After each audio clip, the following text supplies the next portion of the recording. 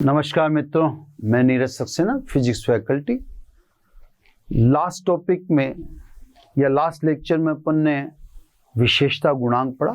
3 टॉपिकों का ग्रुप था वो, अर्धशक्ति बिंदु, बैंड चौड़ाई और विशेषता गुणांक। फिर उसके बाद अपन ने अनुनाद से संबंधित न्यूमेरिकल स्टार्ट कर दी। वह पिछले एपिसोड में थे, अगर कंटिन्यूटी में रहे तो अभी भी अपने को करने वो पूरे नहीं हुए थे ना। टाइम लगभग 1 घंटा हो चुका था, इसलिए उसको वहाँ अपन ने रोक दिया था। तो पहले वो न्यूमेरिकल कंटिन्यूएशन में चलेंगे, जो अनुनाद वो उससे संबंधित टॉपिक से रिलेटेड है। मैंने आपको कह भी रखा है, इसमें बीच बीच में मैं न्यूमेरिकल्स को लेता चलूँगा। छोटे छोटे न्यूमेरिकल्स ले रहा हूँ ताकि आप बेहतर से बेहतर ऐसी को समझ पाएँ। ये चैप्टर समझदारी के पॉइंट ऑफ व्यू से महत्वपूर्ण है, ठीक है। तो सब वापस इसमें न्यूमेरिकल को कंटिन्यू करते हैं। अपन जहाँ तक न्यूमेरिकल कर चुके उसके बाद की बात करते हैं, है ना। अब नेक्स्ट न्यूमेरिकल आता है इसमें, है ना। 10 ओम का प्रतिरोध, R बराबर 10 ओम। 10 ओम का प्रतिरोध, 5 मिली हेनरी की कुंडली, L यानी 5 मिली हेनरी। मिली घात का नाम है, 10 की पावर -3 को मिली कहते हैं, है ना। तथा 10 माइक्रोफेरेड का संधारित्र। संधारित्र 10 माइक्रोफेरेड का, तो 10 माइक्रो 10 की पावर -6 होता है, एक उसमें डाल देंगे तो 10 की पावर -5 फेरेड, ठीक है साहब।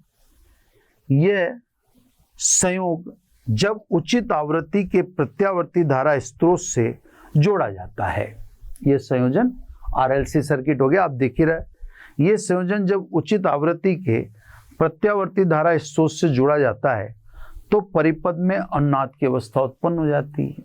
मतलब बात अनुनाद के समय कर रहा है।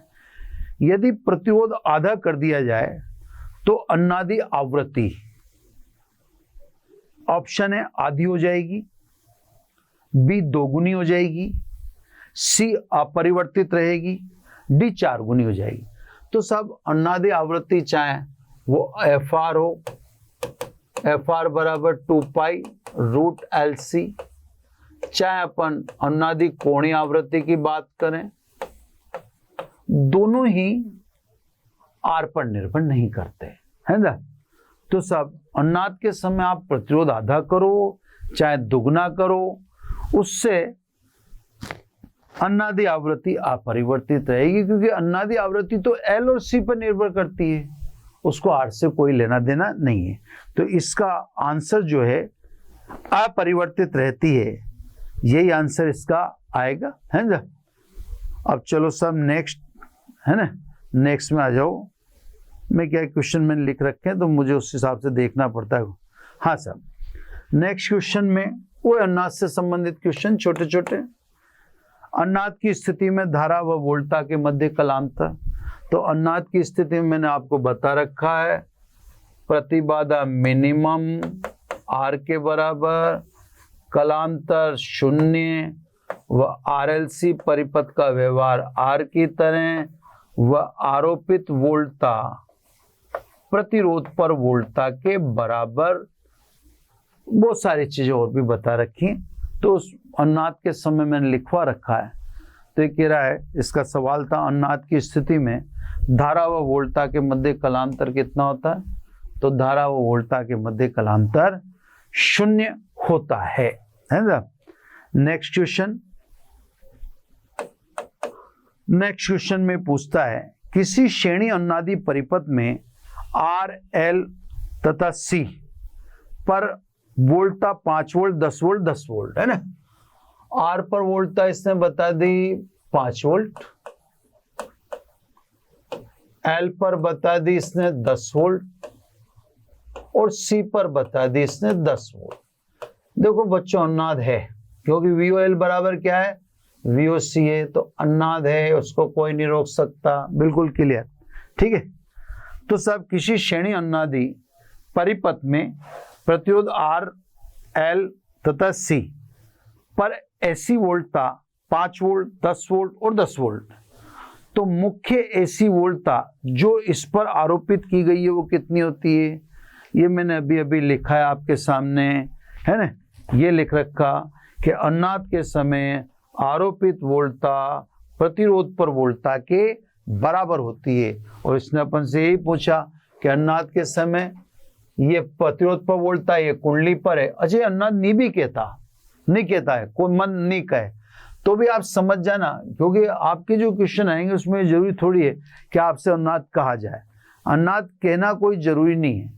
अनुनाद नहीं कहे तो आप पहचान जाओ ना, VOL बराबर VOC। तो इस समय इसने पूछा आरोपित वोल्टता कितनी होगी, तो आरोपित वोल्टता प्रतिरोध पर वोल्टता के बराबर, जो कितनी है 5 वोल्ट है। ठीक है ना। अब नेक्स्ट क्वेश्चन आता है साहब, है ना। क्वेश्चन तो बहुत सारे हैं सब, लेकिन अब मैं सेलेक्टिव ले लेता हूं ना। नेक्स्ट क्वेश्चन में किसी परिपथ की अनुनादी आवृत्ति f है। ठीक है साहब, अनुनादी आवृत्ति को f से बता दिया इसने। यदि परिपथ की धारिता का मान पिछले मान का 4 गुना कर दिया जाए तो अनुनादी आवृत्ति कितनी हो जाएगी, है ना। तो साहब इसने कहा अनुनादी आवृत्ति f है। f का मतलब हम समझ ही गए 2π√LC। अब ये कह रहा है इसके सब धारिता का मान कितना कर दिया जाए, धारिता का मान पहले के मान का 4 गुना कर दें। अब देखा कितनी हो जाएगी, तो ये पहले के मान का 4 गुना कर दिया है साहब। ठीक है साहब, 4 का रूट 2 बाहर आ गया, ये 2 बाहर आ गया, और बाकी को क्या लिख दें 2π, है ना, और √LC। ठीक है साहब, एक से मान रखो, देखा एक से इसका मान कितना रखोगे f/2। तो साहब अगर आपने अनुनाद के समय उसको 4 गुना कर दिया, या यूं कहते हैं, जो सवाल पढ़ दूं मैं, किसी परिपथ की अनुनादी आवृत्ति f है, यदि परिपथ की धारिता का मान पहले का 4 गुना कर देंगे तो अनुनादी आवृत्ति आधी रह जाएगी, है ना। अपना जवाब अपने सामने की तरफ है, इससे तो अपन ज्यादा नाटकी क्यों करें। नेक्स्ट क्वेश्चन आता है साहब, एक LCR परिपथ में प्रतिरोध R, है ना, RLC परिपथ की बात कर रहा है। RLC परिपथ में प्रतिरोध R बराबर 10 ओम बोल रहा है। ठीक है, प्रतिबाधा Z बराबर 20 ओम बोलता है। ठीक है, तो धारा और वोल्टता के बीच कलांतर। सवाल अच्छा लगा ये मुझे कि साहब ये पूछने का स्टाइल बड़ा इसका सॉलिड था। एक मिनट, अपन उसको कर चुके, है ना, आंसर अपन देख लें। चलो, तो LCR परिपथ में R का मान 10 ओम तथा प्रतिबाधा 20 ओम है। अब धारा तथा वोल्टता के मध्य कलांतर है। तो देखो साहब, सवाल तो बहुत शानदार है ना। RLC परिपथ में, है ना, कलांतर फाई हम जानते हैं tan inverse XL minus XC/R है। तो XL और XC का मान अपने पास नहीं है, लेकिन इसने कुछ दे रखा है, चलो उस पर बात करें। तो क्योंकि RLC परिपथ में Z इज इक्वल टू होता है R² plus XL minus XC का होल स्क्वायर, या इसको स्क्वायर कर दें, ये Z स्क्वायर कर दिया मैंने, तो R² plus XL minus XC का होल स्क्वायर। अब Z की वैल्यू कितनी है 20, तो 20 का स्क्वायर, R की वैल्यू 10, तो 10 का square, plus XL minus XC का होल स्क्वायर, यानी XL माइनस XC का whole square is equal to 20 20 400 और 10 10 100, तो ये हो गया 300, यानी XL minus XC is equal to √300। √300 का मतलब 10√3। तो सब XL और XC का मान अपने पास नहीं था, लेकिन अपन XL और XC का मान जेड से निकाल सकते हैं। रख दो साहब एक में, एक्स से रख दे, तो कलांतर पूछा इसने tan इनवर्स। अब एक्सएल माइनस एक्ससी का मान कितना रख दें, 10√3 है ना, और आर का मान 10 है, इससे 10 से 10 कट गया, तो फाई बराबर tan इनवर्स √3, और √3 10 में किसका मान है, 60 डिग्री का होगा, है ना। √3 60 डिग्री का होना चाहिए, tan इनवर्स √3, तो sin 30 अपॉन cos 30। एक मिनट देख लो, मैं भी कंफ्यूज हो गया एकदम। tan 30 का मान है क्या, एक मिनट, सॉरी सर, है ना, sin 30 1/2 और cos 30 √3/2। हाँ 60 का मान है sin 60 √3/2 और cos 60 1/2, 1/2 से 1/2 कट गया, 60 डिग्री आ रहेगा साहब, है ना। एकदम कंफ्यूज हो गया मैं, पहली बार में मेरे को 60 डिग्री सूझ गया था, बाकी फिर पता नहीं, एक बार और चेक कर लो, शंका हो जाती है ना, शंका होते ही दिक्कत हो जाती है साहब, है ना। तो इसने पूछा था जेड का मान दे दिया इसने, जेड स्क्वायर यानी 400 स्क्वायर, ये इधर हो गया, एक्सएल माइनस एक्ससी √3, 10√3 आ गया, ये बिल्कुल क्लियर है, 10√3 आ जाए। अब अनाथ के समय एक्सएल माइनस एक्ससी अपॉन आ रही है, एक्सएल माइनस एक्ससी अपॉन आ रही है, तो ये आ गया सब 60 डिग्री, 60 डिग्री आएगा साहब, ज्यादा दिमाग लगाने की जरूरत नहीं है, सी आंसर आ रहा है मेरा, है ना। चलो सब एक मिनट ना, आंसर 60 डिग्री आ रहा है कि मैं भी एकदम थोड़ा सा कंफ्यूज हो गया। इक्वेशन था 36, क्वेश्चन कौन सा है, 62 सी, हाँ वही है, 60 डिग्री है ना। चलो अब लास्ट क्वेश्चन लेते हैं, फिर आगे अपन और देखेंगे। लास्ट क्वेश्चन ये सामने लिख रखे हैं मैंने सब, है ना, कौन कौन से क्वेश्चन करवाने। क्वेश्चन नंबर, अब आ जाइए, ये एक श्रेणी एलसीआर परिपथ में आर प्रत्युत व एल प्रेरकत्व अनाथ की स्थिति में परिपथ का विशेषता गुणांक बताओ।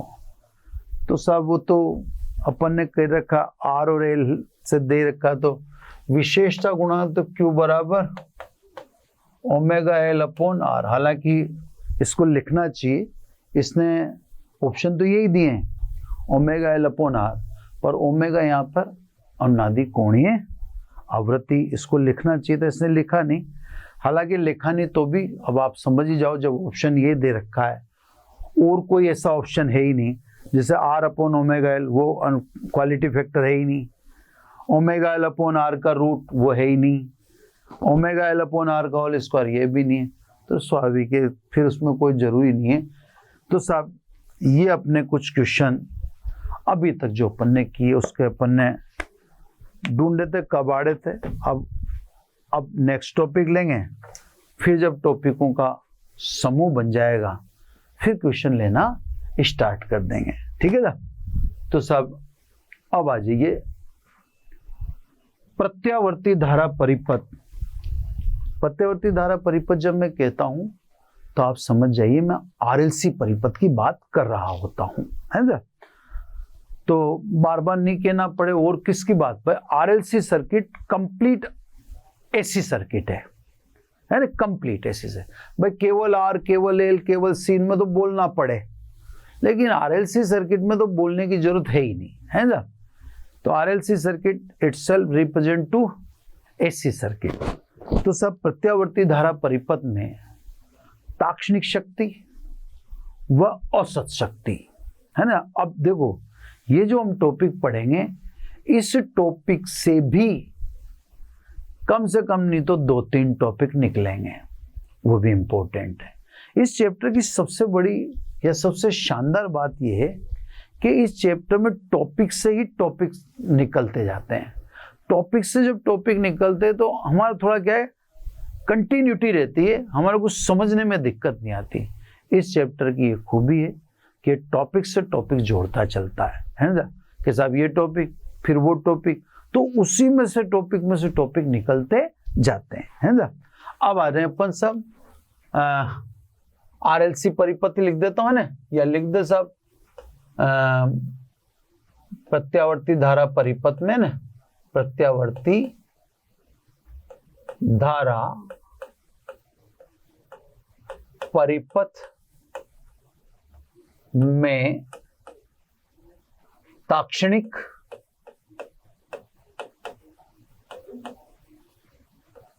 व औसत शक्ति, है ना, औसत शक्ति। क्लियर। अब देखो परिभाषा वरिभाषा तो इसकी फॉर्मूले से ही बन जाएगी, है ना। अभी फॉर्मूला लिखेंगे। शक्ति के मैंने आपको बता रखे कि अपन ने धारा विद्युत की में 3 फॉर्मूले अपन ने शक्ति के लिखे थे।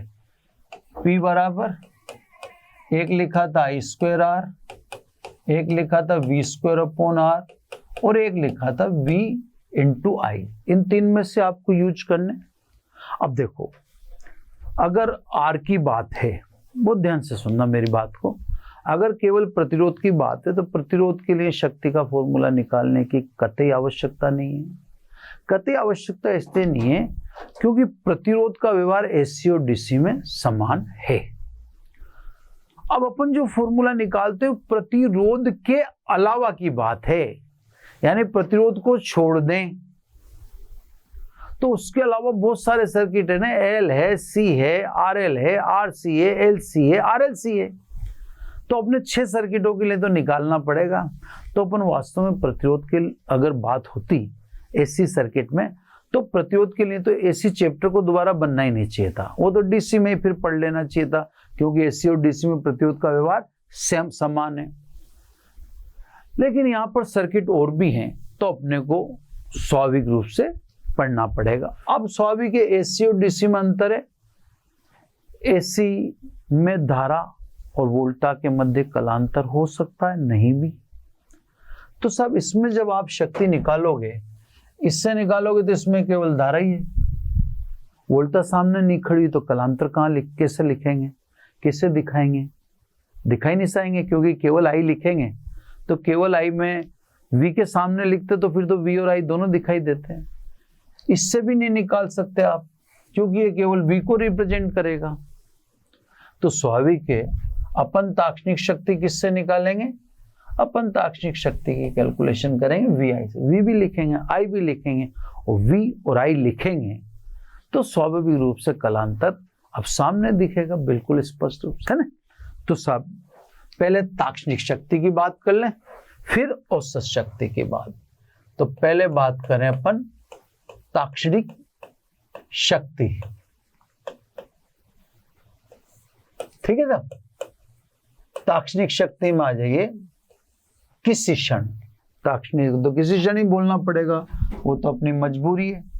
किसी क्षण प्रत्यावर्ती वोल्टा, या RLC परिपथ है ना, ये भी बोल देता हूं कि आपको जैन में, किसी क्षण RLC परिपथ में प्रत्यावर्ती वोल्टा व प्रत्यावर्ती धारा के गुणनफल को ताक्षणिक शक्ति कहते हैं। यानी ताक्षणिक को P के नीचे T लगा के लिख दो, लिखना चाहो तो V × I, है ना। या ऐसा सिंपल हिसाब है ना, कोई कठिन नहीं है। PT V बराबर तो अपन ने शुरू में ही सोच लिया ना कि V तो अपन फिक्स ही रखेंगे, V बराबर V0 sin omega t, I बराबर I0 sin ओमेगा t। अब कलांतर डाल दो। अब देखो कलांतर आप माइनस में डालो चाहे प्लस में डालो, उससे कुछ लफड़ा नहीं पड़ने वाला। देखो मैं आपको बताऊं, है ना। अभी जैसे केवल R है ना, केवल R की बात करें तो केवल R के लिए phi बराबर 0, केवल R में दोनों समान कला में होते हैं, यह कलांतर 0 होता है। तो केवल R हो तो phi बराबर 0 लिख देंगे। केवल एल की बात करें तो केवल एल है, तो फाई बराबर आप लिखेंगे पाई बटा 2, क्योंकि धारा पाई बटा 2 पीछे रहती है, मतलब वोल्ट आगे रहती है। और अगर आप बात करें केवल सी के लिए, है ना, तो केवल सी के लिए आप लिखेंगे माइनस पाई बाई 2, है, माइनस माइनस ये क्या हो जाएगा प्लस, मतलब धारा आगे निकल जाएगी, और माइनस लिख दिया तो मतलब वोल्टा पीछे चली जाएगी। अब आप समझ गए होंगे कि जब मैं केवल आर, केवल एल, केवल सी कर रहा था तो मैंने एल के लिए प्लस पाई बाई 2 लिखा था, सी के लिए माइनस पाई बाई 2 लिखा था, और प्रतिरोध के लिए फाई बराबर 0 लिखा था। तो मेरे कहने का मतलब ये है कि हम अंत तक v को चेंज नहीं कर रहे हैं। v बराबर v0 साइन ओमेगा टी और i बराबर i0 sine omega T minus phi. आप लोगों के दिमाग में आता होगा कि भाई i को भी i0 साइन ओमेगा टी लिख देते, नहीं, ये मिटा दो साहब, इधर मेरे को अब जगह चाहिए होगी ना। i को i0 साइन ओमेगा टी लिख देते तो कलांतर फाई क्या हो जाता, 0, और कलांतर फाई 0 हो जाता तो आप केवल किसकी बात कर रहे होते, प्रतिरोध की। तो आरएलसी सर्किट की बात कर रहे हैं, इसने कलांतर तो शो करना पड़ेगा, है ना। कलांतर शो नहीं कर रहे आप तो फिर आप छोड़ो, फिर आरएलसी की बात ही नहीं कर रहे, फिर केवल आर की बात कर रहे हो, है ना, क्योंकि कलांतर शून्य केवल आर।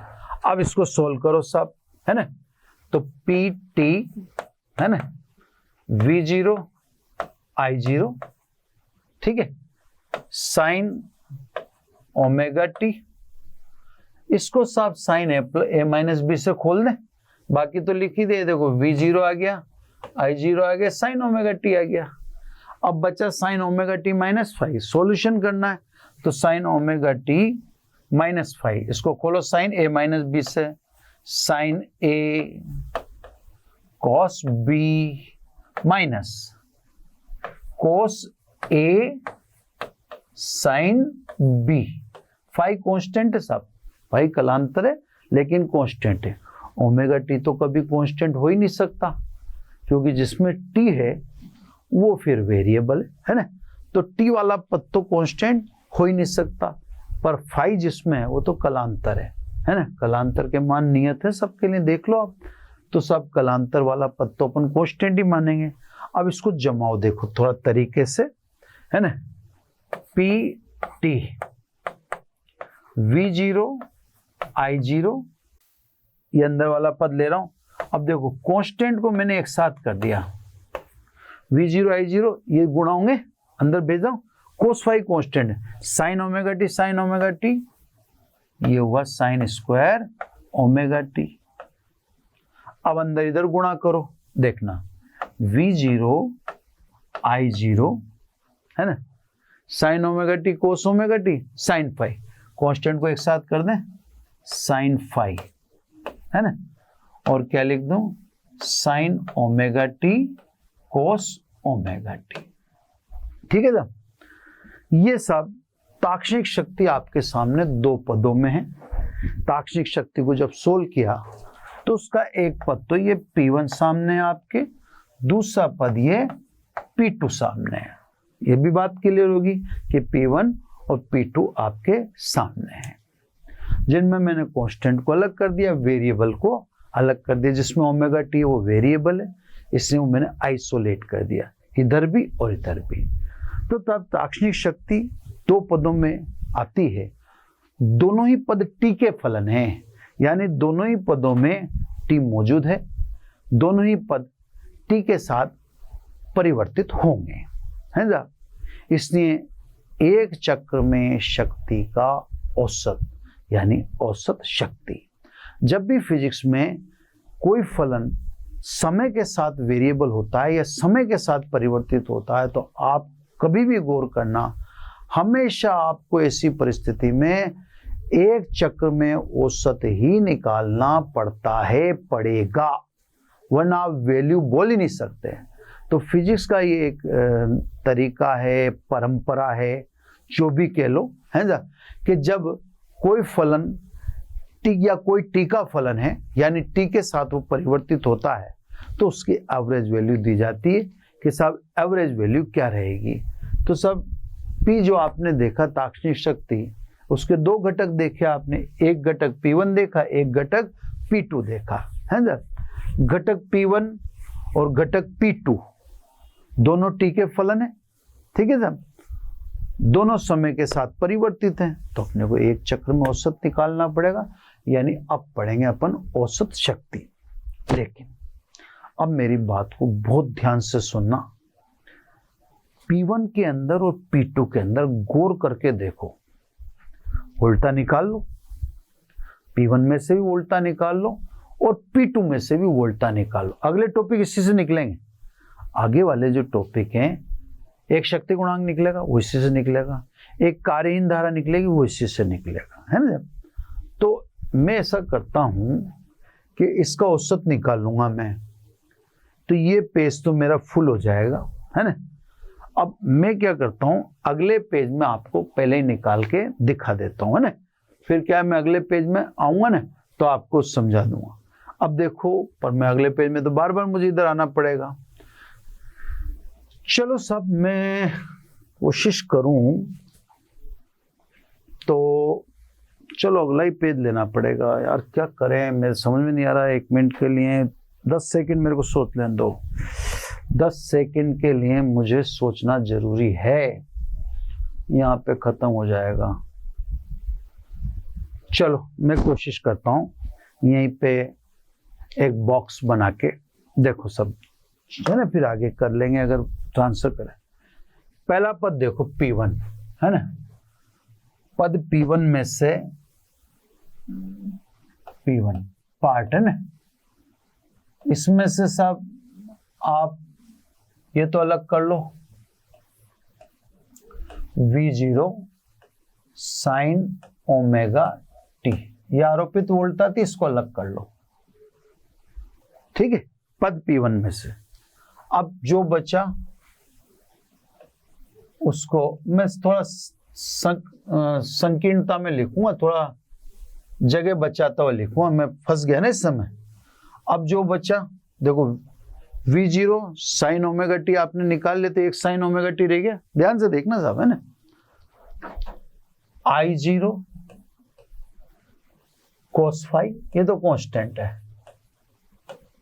है ना, और बाहर क्या बचा, साइन ओमेगा टी, ठीक है। चलो अब मेरे को समझाने में आसानी रहेगी। P2 की बात करें, इसमें से भी आरोपित वोल्टता बाहर निकाल लो, है ना। अभी सब समझा दूंगा मैं, बस आप तो वेट करो थोड़ा सा, है ना। मैं इसको अगले पेज पर भी ले जा सकता हूं। अब सब सेकंड में से V0 साइन ओमेगा टी निकाल लिया आपने। करंट देख लो, करंट कितनी रही, I0 sine phi, I0 sine phi, है ना, क्लियर। और कोस omega T, cos omega T. चलो सब, अब अभी मैं पहले इस डेरिवेशन को कंप्लीट कर दूं, फिर मैं वापस ही आऊंगा, और हो सकेगा तो मैं इनको अगले पेज पर ले जाऊंगा विस्तार से समझाने के लिए। लेकिन फिलहाल अभी इनको मैंने एक तरफ लिख दिया। अब वापस ही आ जाओ, है ना।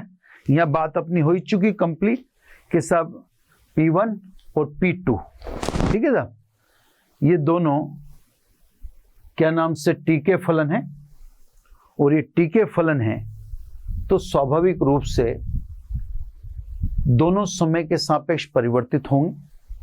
समय के साथ परिवर्तित होने के कारण इनका एक चक्र में औसत लेना होगा, क्लियर। औसत शक्ति है ना, तो सब P average is equal to PT, एक चक्र में औसत, ये ध्यान रखना, एक चक्र में, है ना। तो सब औसत निकालो। अब देखो ध्यान रखिएगा, आप कांस्टेंट का कभी भी औसत नहीं निकालते हैं। ये कांस्टेंट है, कांस्टेंट का औसत नहीं निकलता। सामान्य सी बात है, अगर कांस्टेंट का भी औसत निकल रहा है तो फिर वो कांस्टेंट ही नहीं है ना। तो कांस्टेंट का कभी भी औसत नहीं निकालते हैं, है ना। कांस्टेंट को बाहर निकालो, औसत निकलेगा वेरिएबल का, यानी जिसमें टी है उसी का औसत निकलेगा। ये औसत में दर्शा देता हूं ऐसे, ठीक है। सेकंड पद P2 पे आ जाओ। पहले तो कांस्टेंट को बाहर पटको, V0 I0 sin phi, constant को बाहर कर दिया आपने, है ना। अब देखो यहां मैं 2 से डिवीजन करता हूं और 2 से गुणा कर देता हूं। ये 2 का भाग दिया, वो 2 का गुणा किया, तो क्या हो गया 2 sin omega T cos omega T. और 2 sin omega T cos omega T को क्या कहते हैं हम, फॉर्मूला क्या है 2 sin या sin 2 ओमेगा टी। कैसे यहां लिख देता हूं, क्योंकि फॉर्मूला है sin 2a बराबर 2 sin a cos a। एक बार और समझा देता हूं मैं बात को, है ना, फिर मैं अपना काम करता हूं। क्लियर। ये तो देखो फॉर्मूला है sin 2a का। अब मैंने क्या किया, पद P2 की बात कर रहे हैं, एक मिनट, पद P2 की बात कर रहे हैं, कांस्टेंट को तो अलग निकाल दिया। sin omega T cos omega T था, तो मैंने इसमें 2 का भाग दे दिया और 2 का मल्टीप्लाई कर दिया, तो ये क्या हो गया 2 sin omega T cos omega T. और अपन जानते हैं 2 sin a cos a is equal to sin 2a, तो मैंने लिख दिया sin 2a, तो a की जगह 2 ओमेगा टी। एवरेज जो टी का फलन है एवरेज उसी का निकलेगा। तो सब इसको तो अलग रख देना, है ना, इसको तो मेरे को विस्तार में चर्चा करनी रहेगी, जो मैंने इसको अलग पटक दिया ना। तो सब इसलिए या क्योंकि अब सब साइन की 2 घात, तो मैं आपको बार बार बता दूं साइन स्क्वायर होता चाहे कोस स्क्वायर होता, अगर 2 घात है तो एक चक्र में औसत सदैव 1/2 होगा। साइन और कोस की 2 घात का एक चक्र में औसत सदैव 1/2 होता है।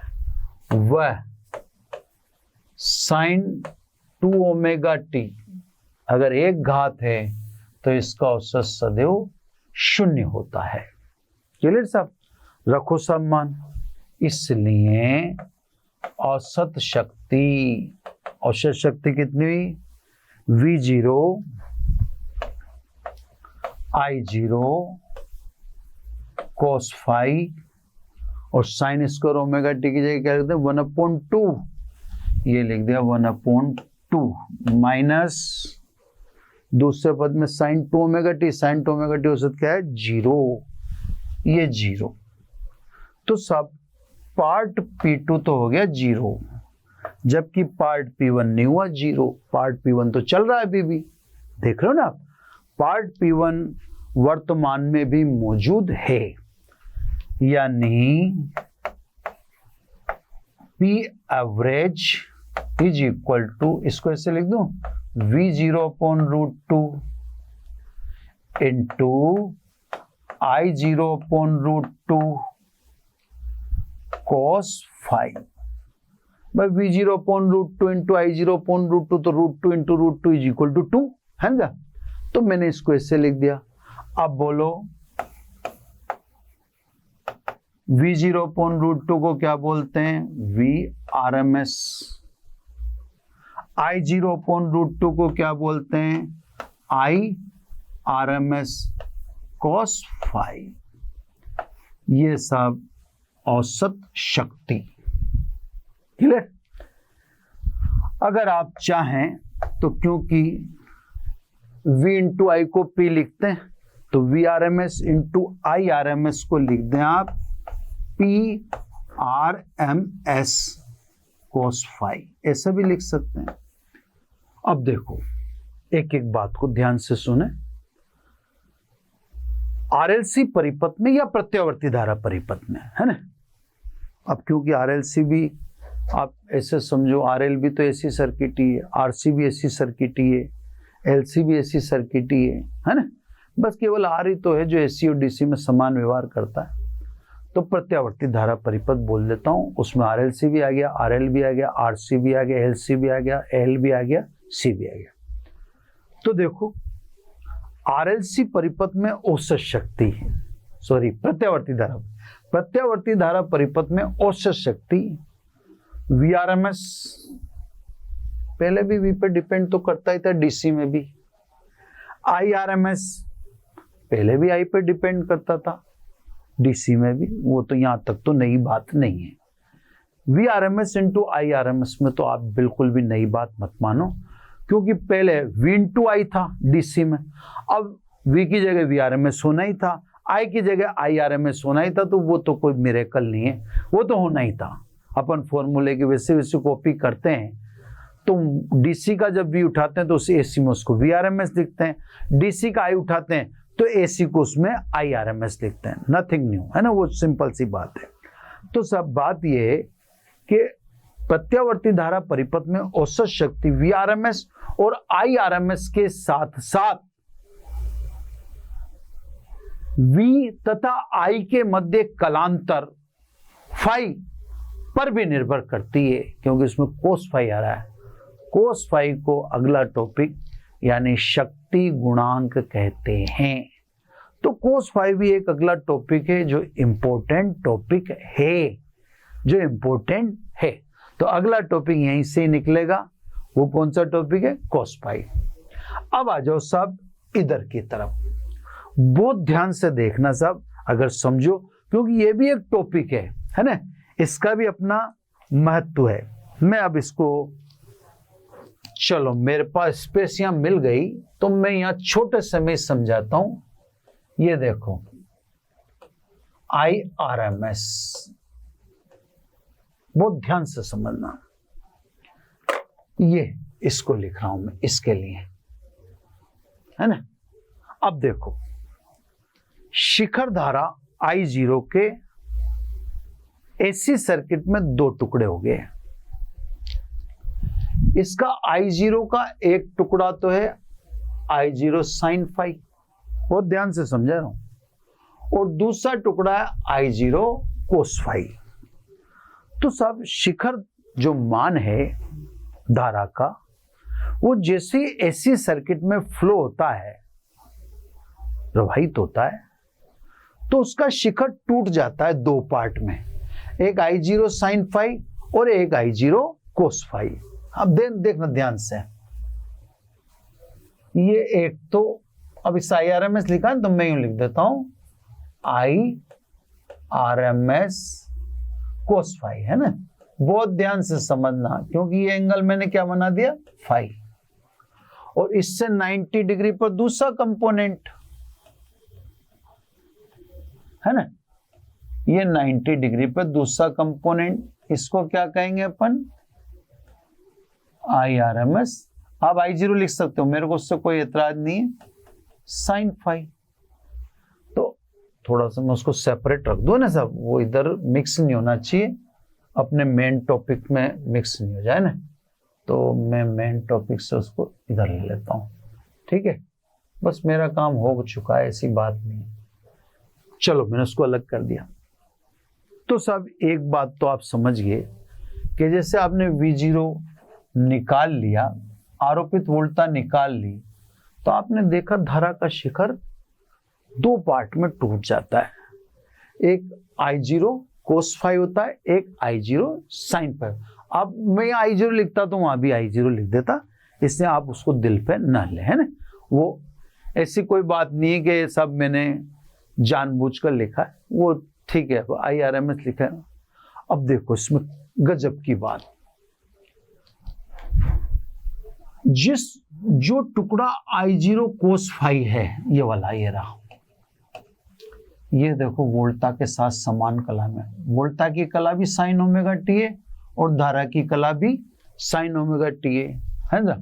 तो देखो ये किसके साथ है? अरे यार, ये वोल्टा के साथ है, साथ कौन सा वाला? कोस वाला टुकड़ा। ये देखो इन दोनों के बीच कलांतर 0 है, और जो साइन वाला टुकड़ा है ये इसकी कला क्या है, कोस ओमेगा टी, और वोल्टा की कला क्या है, sign omega T. Cos omega T और साइन ओमेगा टी में कितने का अंतर होता है, 90 का। तो ये वोल्टा से 90 डिग्री पर है, ये दूसरा वाला कंपोनेंट वोल्टा से कितने डिग्री पर है, 90 डिग्री पर। चलो यहां तक तो समझ गए। अब ये I0 कोस फाई वाला टुकड़ा ये रहा है ना, इससे ये मतलब P1 वाला टुकड़ा यहां तक चला है ना। तो P1 वाले टुकड़े में जो धारा है उससे शक्ति का क्षय होता है। इससे इस वाले टुकड़े में बहने वाली धारा को कार्यकारी धारा कहते हैं। लेकिन P2 वाला जो टुकड़ा है, ये सेकंड वाला है ना, ये सेकंड वाला I0 जो P2 में था, इसमें तो शक्ति शून्य हो जाती है। तो इस टुकड़े में बहने वाली या इस घटक में बहने वाली धारा कोई कार्य नहीं कर रही। इस घटक में बहने वाली धारा को कहते हैं वाटलेस करंट, यानी कार्यहीन धारा है ना। तो सब मैंने यहां पे समझा दिया। अब एक बार मैं उधर की तरफ ले चलता हूं। ये बड़ी इंटरेस्टिंग चीज है और आगे टॉपिक भी है ना। तो सब एक बार बस मैं थोड़ा सा उधर लेके समझा देता हूं आपको। ये सब I0 था, अब I0 लिख दूं है ना। I0 के हुए दो टुकड़े, एक तो घटक हुआ कोण की दिशा में I0 कोस फाई, और दूसरा घटक हुआ इसका I0 साइन फाई। तो जैसे ही एसी सर्किट के अंदर करंट एंटर करती है तो उसका पीक वैल्यू, शिखर मान, दो पार्ट में टूट जाता है। वो तो दिख रहा है आपको कि I0 के दो पार्ट हो गए है ना। यहां भी आपको दिख रहा है, जो मैंने V0 साइन ओमेगा टी निकाल के दिखाया, तो धारा का शिखर एक I0 कोस फाई में टूट गया, एक I0। लेकिन जो I0 कोस फाई वाला टुकड़ा है वो वोल्टा के साथ है, देखो दोनों की कला समान है। तो सब ये वाला टुकड़ा वोल्टा के साथ है, V0 साइन ओमेगा टी के साथ है, जबकि ये वाला 90 डिग्री पर है। अब क्या है, कंपोनेंट P1 से तो कैलकुलेट हुआ, उसने तो शक्ति का क्षय निकला एंड तक। तो सब जो इस कंपोनेंट में, इस वाले कंपोनेंट में यानी P1 वाले कंपोनेंट में धारा बहती हो तो शक्ति का क्षय बंद करती है। तो उस धारा को हम कहते हैं कार्य करने वाली धारा, यानी कार्यकारी धारा, कार्यकारी धारा। लेकिन ये P2 में था ये वाला, देखो आप आराम से देख लो, क्योंकि अब मेरे पास, मैंने कहा था आपको, ये देखो I0 साइन फाई, ये वोल्टा के साथ कितनी कला में, 90 कला पर है। तो सब ये वाला जो कंपोनेंट है P2, ये 0 हो गया। तो इस कंपोनेंट में बहने वाली धारा से शक्ति का क्षय शून्य है, यानी ये धारा कौन सी धारा कहलाएगी, कार्यहीन धारा, क्योंकि ये शक्ति का क्षय करती ही नहीं है या कार्य करती ही नहीं है ना। तो ये भी एक टॉपिक बनेगा है ना। चलो सब, फिलहाल अपना शक्ति का टॉपिक हो गया। अब शक्ति में आ जाओ वापिस, ये तो मैंने बीच में आपको इंटरप्रेट किया था। हाँ साहब, औसत शक्ति VRMS और IRMS के साथ साथ वोल्टा व धारा के मध्य कलांतर फाई पर भी निर्भर करती है ना। अब सब यहां से अगला टॉपिक चलेगा, उसे कहेंगे शक्ति गुणांक। तो सब नेक्स्ट टॉपिक लें अब अपन, पावर फैक्टर, इंपॉर्टेंट है ना साहब, शक्ति गुणांक। ठीक है, ये अगला टॉपिक अपना पावर फैक्टर। पूरा नहीं होगा, लेकिन जहां तक होगा वहां तक अपन इसको कैलकुलेट कर देंगे है ना, कोई ऐसी बात नहीं है। मैंने आपसे कहा था कि इसमें सब सभी टॉपिक कंप्लीट नहीं हो पाएंगे, बीच बीच में दिक्कत आएगी है ना। तो साहब कोस फाई आपको बोलना है, कोस फाई में आपको कोई दिमाग लगाने की जरूरत नहीं है। आप कोस फाई में सीधा सीधा बोल दो, प्रत्यावर्ती धारा परिपथ में वोल्टा तथा धारा के मध्य कलांतर फाई का कोसाइन यानी कोस फाई को शक्ति गुणांक कहते हैं।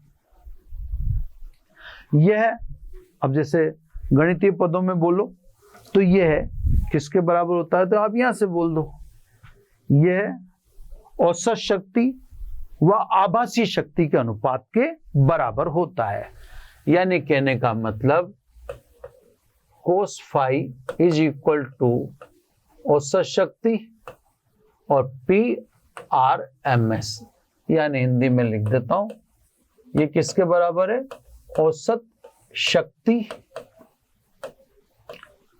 तथा आभासी शक्ति के अनुपात के बराबर होता है। ये सब अपन ने कोस फाई की परिभाषा दे दी। अब आ जाइए बात, कोस फाई किस पे डिपेंड करता है, तो आप जानते हो एल के लिए फाई का मान अलग है, सी के लिए फाई का मान अलग है, आर के लिए फाई का मान अलग है, आर एल के लिए अलग है, आर सी के लिए अलग है। तो सीधी सीधी बात है कि सब शक्ति गुणांक परिपथ में लगे हुए अवयव की प्रकृति पर निर्भर करता है। ठीक है ना। अब सब कौन कौन से कंपोनेंट होंगे, अब ध्यान से समझे सब। केवल शुद्ध आर, केवल शुद्ध प्रतिरोध है ना, केवल शुद्ध प्रतिरोध की बात करें अपन। अब हम जानते हैं आर के लिए फाई बराबर 0 है ना, इसलिए या इसने लिख दो, इसलिए cos phi is equal to +1 है ना, अतः है ना, इसको इसलिए के बजाय अतः लिख दें। ठीक है, अतः शक्ति का क्षय पी एवरेज बराबर V R M S I R M S और कोस 0, यानी P average maximum is equal to V R M S into I R M S. प्रत्यावर्ती धारा परिपथ में प्रतिरोध का उपयोग करने से शक्ति का क्षय सर्वाधिक है, सर्वाधिक शक्ति का क्षय होता है ना। अब सब यही कारण है कि प्रत्यावर्ती दिष्ट धारा में तो आपकी मजबूरी है। हम इसे भी जानते थे कि प्रतिरोध ऊष्मा के रूप में ऊर्जा की हानि करता है, उत्सर्जन करता है, इसलिए हमने विद्युत धारा का ऊष्मीय प्रभाव भी पढ़ाई है, इसी कोई बात नहीं है। तो कहने का मतलब हम इससे अनजान थे, ऐसी बात नहीं, हम जानते थे। ठीक है, तो सब प्रतिरोध का उपयोग करने पर प्रत्यावर्ती धारा परिपथ में शक्ति का क्षय अधिकतम होता है। डीसी में तो आपकी मजबूरी है कि धारा आपको प्रतिरोध से ही नियंत्रित करनी पड़ेगी, नुकसान झेलना ही पड़ेगा। ऐसी में आप मजबूर नहीं हैं, तो सब हमें प्रत्यावर्ती धारा को प्रतिरोध से नियंत्रित करने से बचना चाहिए, क्योंकि शक्ति का क्षय सर्वाधिक होता है। क्या रीजन है, रीजन की अपन बात अलग से कर लेंगे। ठीक है ना, वो मैं आपको अलग से समझा दूंगा।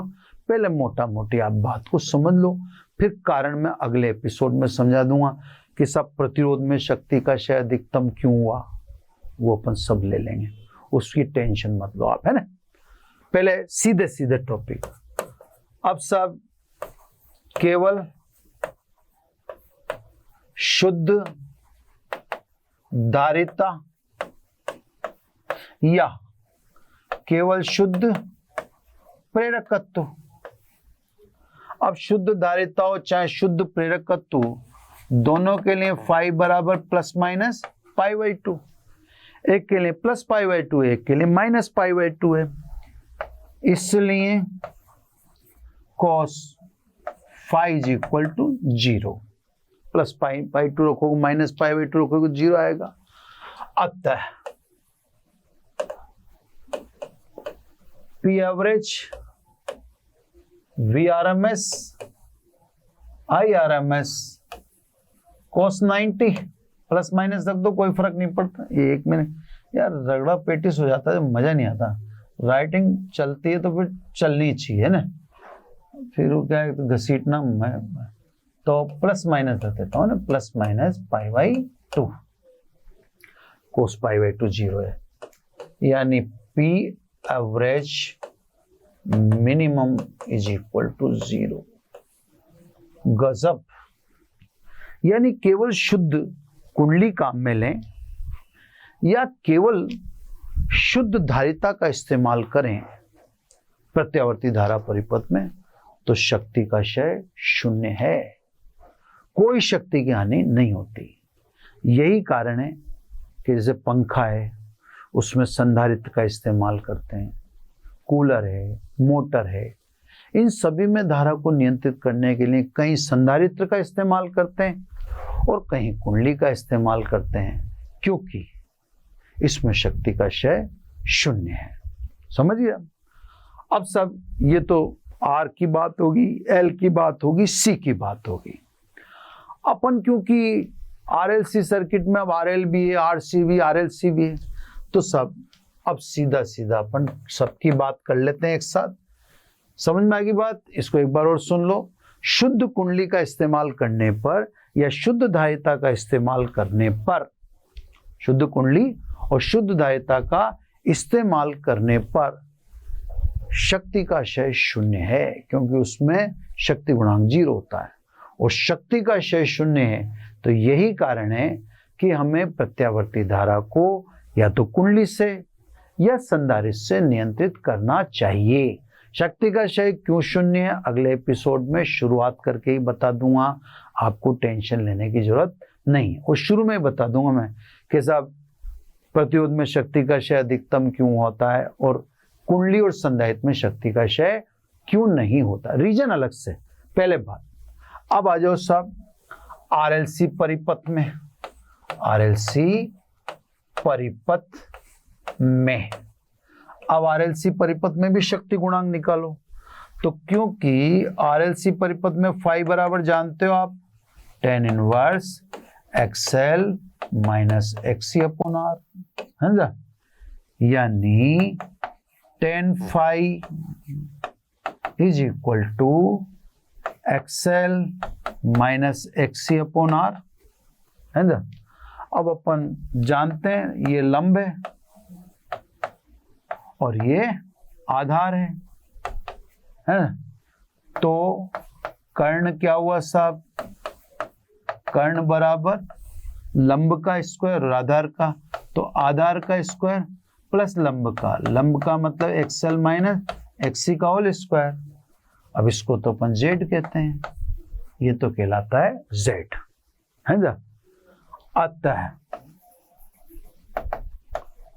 कोस फाई आरएलसी परिपथ में बता रहा हूं कितना हुआ, कोस फाई यानी आधार बटा कर्ण, आधार कितना आर और कर्ण कितना जेड। तो आरएलसी सर्किट में शक्ति गुणांक का मान आर अपॉन जेड। एक बार और समझ लो, है ना। देखो कुछ चीज मिटा देता हूं थोड़ी बहुत, है ना, ये मिटा देता हूं, ठीक।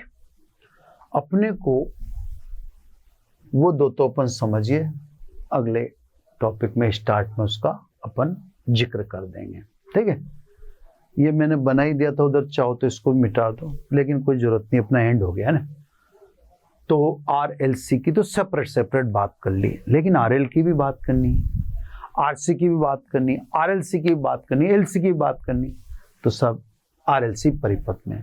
आरएलसी परिपथ में कलांतर कितना होता है, tan inverse XL minus XC upon R, यानी tan phi is equal to XL minus, अब tan बराबर लंब बटा आधार होता है, तो ये लंब है।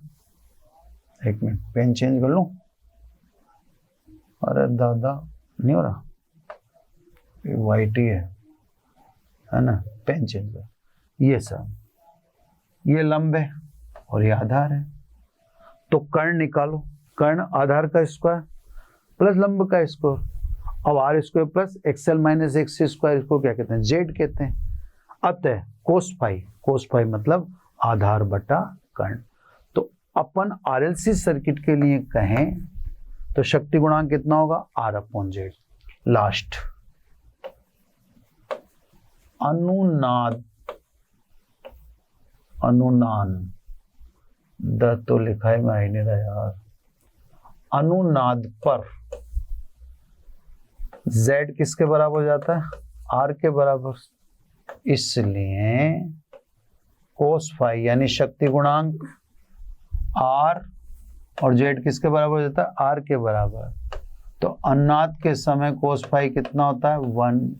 अब आप इसको उस समय देखना जब अपन ने लिखा था ना अनुनाद के समय आरएलसी परिपथ में, अनुनाद के समय क्या क्या होता है आरएलसी परिपथ में, तो वहां अपन ने लिखा था शक्ति गुणांक का मान 1 हो जाता। तो ये तो आप समझिए, सबके लिए आ गया, ये जिसके लिए चाहिए इससे ले लेना, मैं सब सवाल वाल कराऊंगा, है ना।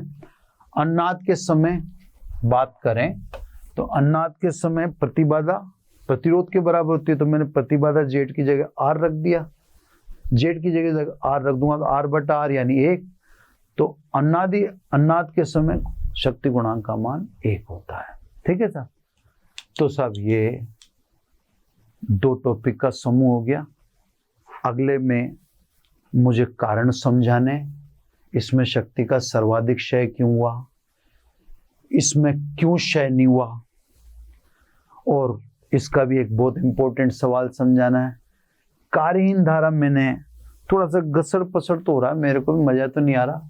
कार्यहीन धारा मैंने यहाँ भी देखो बहुत डिटेल में समझा दी, शक्ति यहाँ कंप्लीट होएगी।